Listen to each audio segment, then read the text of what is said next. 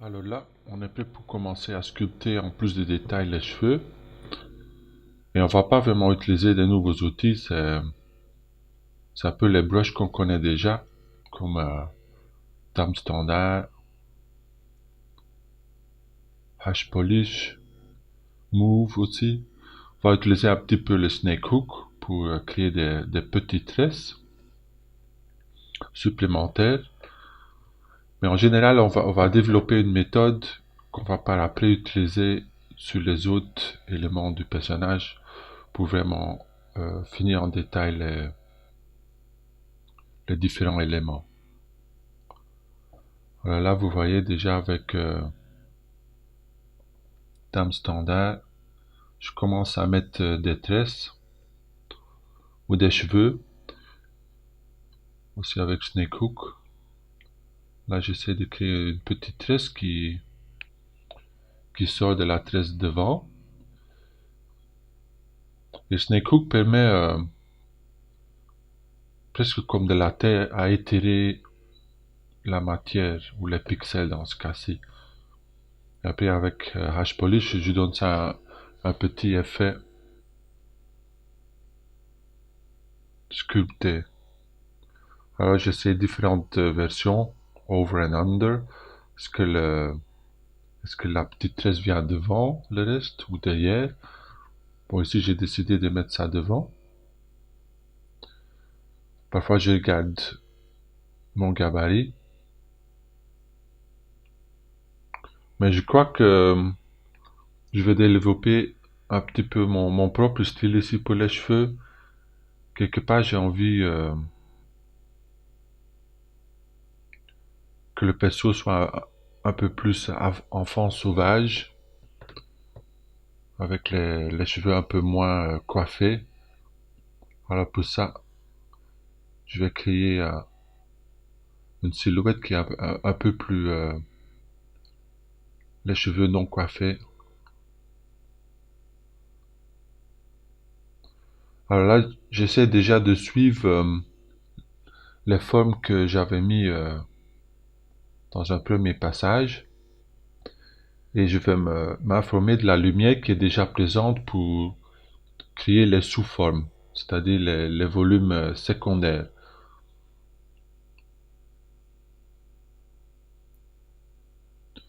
Et comme c'est un effet assez sculpté, un petit peu hard surface, j'utilise pas mal aussi les outils de masquage pour protéger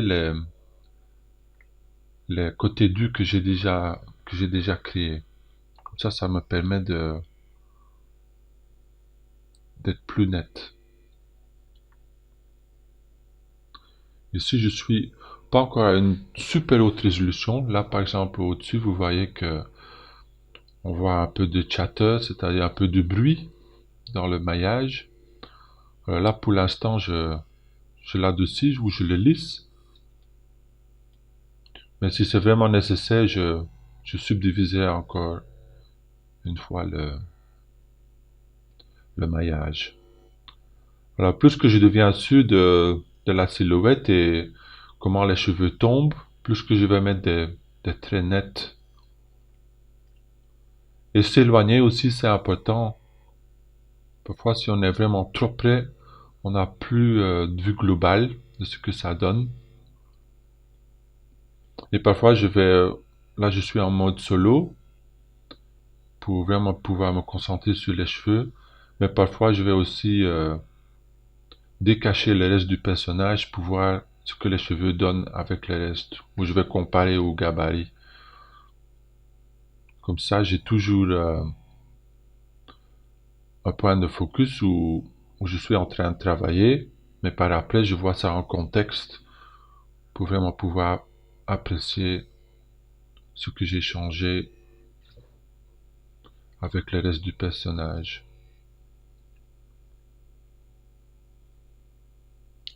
Et les cheveux, c'est quelque part, il faut se laisser aller un peu. C'est-à-dire, c'est un peu à la découverte parce que ça va chaque fois être un peu différent, même si la méthode reste la même.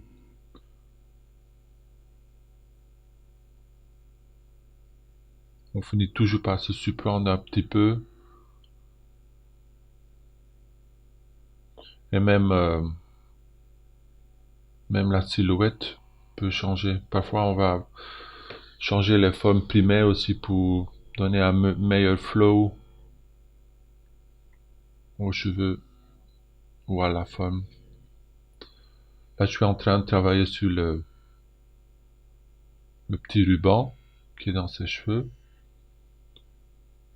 Et là aussi, je veux que ça soit un peu dans le même style, c'est-à-dire un peu hard surface. Même si c'est du tissu, je veux que les bords soient assez nets.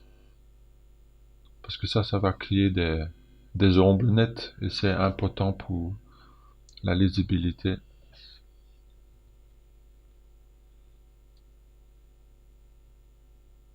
Voilà, je le regarde de loin, voir ce que ça donne.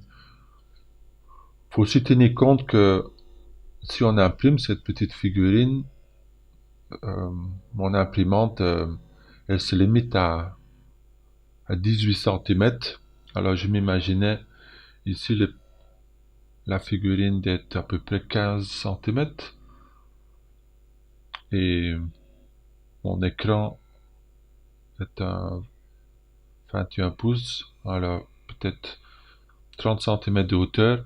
Alors je vais réduire mon personnage pour qu'il ait assez à peu près la moitié de l'écran. Comme ça j'ai euh, une vue de taille réelle à peu près. Là, je continue à aussi mettre quelques tresses en dessous, des tresses qui pendent sur l'extérieur des cheveux. Comme ça crée une certaine profondeur, comme si on travaillait sur deux, trois niveaux. Et ça crée un résultat un peu plus riche. Parce que l'œil se perd un petit peu dans les différents niveaux de cheveux. Alors, c'est assez méthodique dans le sens que c'est toujours la même méthode et on va passer d'une tresse à l'autre. Et parfois, les changements qu'on fait sur une tresse vont avoir une influence sur une autre et on va revisiter celle d'avant. Mais en général, on avance doucement mais sûrement. Là, je suis en train de corriger des erreurs d'un brush où j'avais pas mis du backface masking. Et ces brushes-là, à ce moment-là, qu'on l'applique à l'avant, on aura aussi des artefacts sur le côté dos de la forme. Alors là, pour ça, le brush SK Clay Fill est parfait parce qu'on peut uniformiser et guérir quelque part la forme principale. Et avant de sculpter, par exemple, cette tresse-ci, la première chose que je vais faire, c'est nettoyer et simplifier la forme pour que vraiment j'ai comme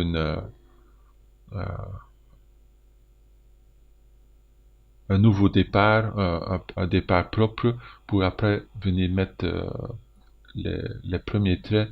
Et les premiers traits, je veux que ça soit des gestes assez directs et assez amples. Là d'abord, je change un peu la silhouette avec les deux snake hooks, les petites tresses. Et après, je vais avec une geste claire, même si je dois les répéter plusieurs fois,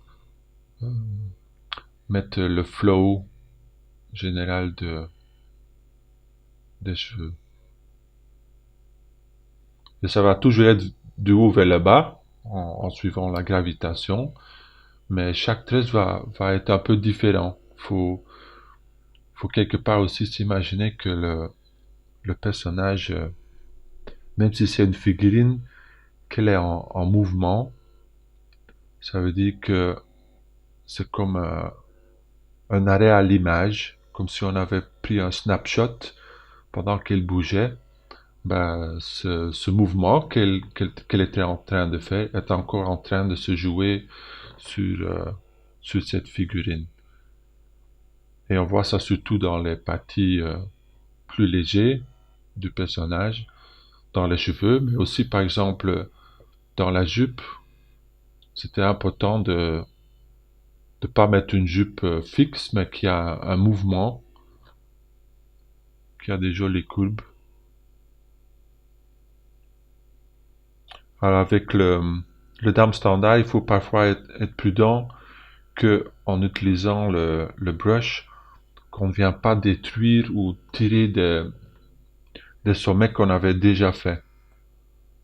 Alors là, c'est une des raisons pourquoi j'ai vite masqué les polygones voisinants. Alors même en sculptant, je vais encore utiliser le brush move pour changer des formes primaires et parce que je suis pas content de la silhouette.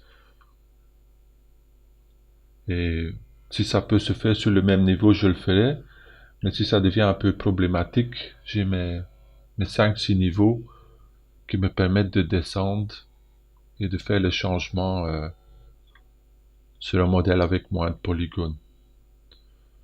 Alors ici, de nouveau, je commence sur une nouvelle tresse. En premier lieu, simplifiant la forme, dans ce cas-ci avec H-Polish.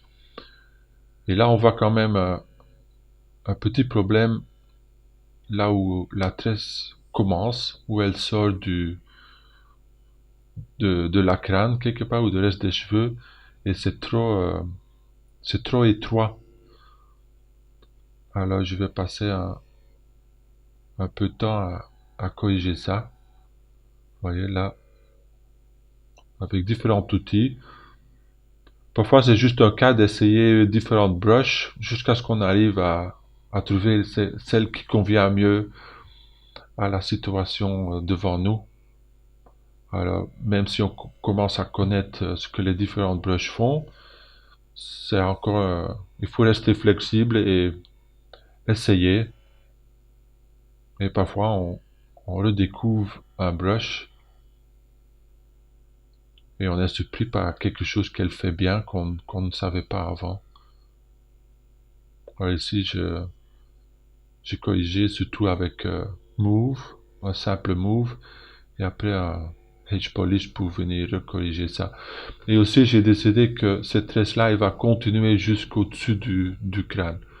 Où là, avant, elle était un peu séparée du reste de, de la coiffure. Ouais, j'essaie de varier, que les courbes ne tombent pas toujours de la même façon. Ici, j'ai un petit glitch, parce que ce que je suis en train de sculpter, elle est en train de traverser en diagonale une topologie qui est un peu problématique. Alors à ce moment-là, je vais afficher la topologie, mais en général, j'essaie d'éviter ça juste pour garder cette illusion que je suis en train de travailler de la terre bleue dans ce cas-ci, mais c'est un vrai matériel, mais pas des pixels ou des polygones. C'est un des vrais avantages de ZBrush parce que tous les outils sont gérés vers ça, même l'interface, qu'on ait l'impression qu'on est en train de travailler, pas analogue, mais qui a assez de points de référence qu'on oublie qu'on est en train de travailler digitalement. Voilà, j'avais corrigé d'au-dessus, mais il reste des points à bouger en dessous de cette tresse. Et si on regarde, c'est surtout la topologie qui doit redescendre parce que elle monte très haut là. Et ce changement-là implique qu'il faut euh, revisiter ce qu'on avait déjà fait. Mais c'est toujours un peu un aller-retour. Il faut rester ouvert et flexible. C'est le plus important. Et une patience. Il faut pas être trop pressé de passer d'une chose à l'autre. C'est Là, je fais le tour, gauche à droite, une tresse par une, et on arrive à une sorte de esprit zen où on refait les mêmes choses à l'aise.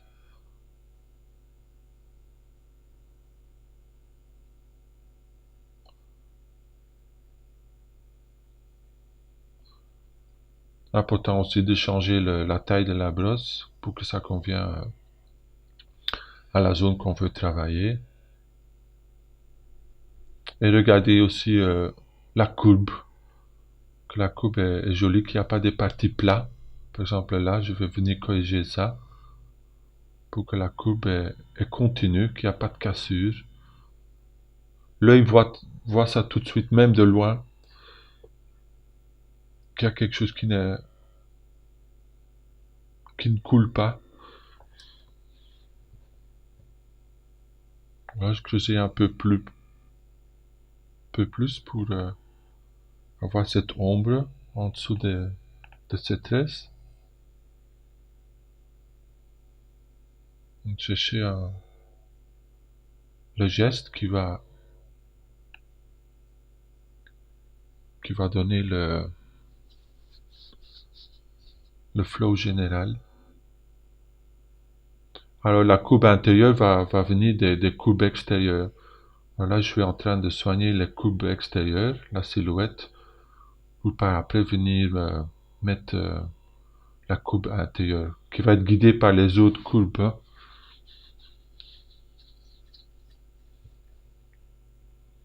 Alors Dame Standard, c'est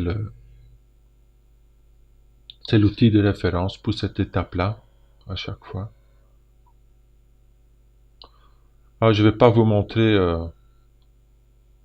toute la sculpture de la coiffure. Je vais encore continuer à finir cette tresse-ci. Et par après, je vais continuer, mais je vais arrêter l'enregistrement. Et une fois que toute la modélisation des tailles va être faite, on reviendra regarder le résultat final.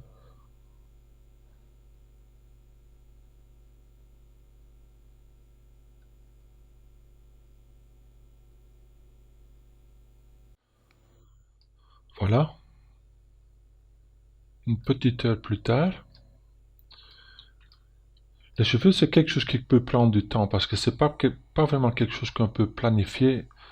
C'est quelque chose qu'il faut sentir et petit à petit construire. Alors parfois ça peut prendre un peu de temps. Il y a aussi un outil de Fiber Mesh qui est un outil de poils et de cheveux que vous pouvez trouver ici sous le panneau de Tool. Mais c'est pas vraiment ce qu'on vise ici. Pour moi, je voulais vraiment un résultat sculpté. Alors, on a utilisé les outils qu'on connaît déjà pour donner ça l'impression des cheveux. Et j'ai aussi travaillé un peu le bandeau et les deux tresses qui forment une sorte d'arc autour de la tête. Et question des tailles, si c'était pour une figurine par exemple, il faut prendre compte de la taille finale. C'est-à-dire, si on allait imprimer ça comme figurine, ça c'est à peu près à 15 cm de hauteur. Alors comparé à mon écran, 15, ça c'est à peu près ça. Ben là, si on regarde, le détail, c'est plus cassé. Hein.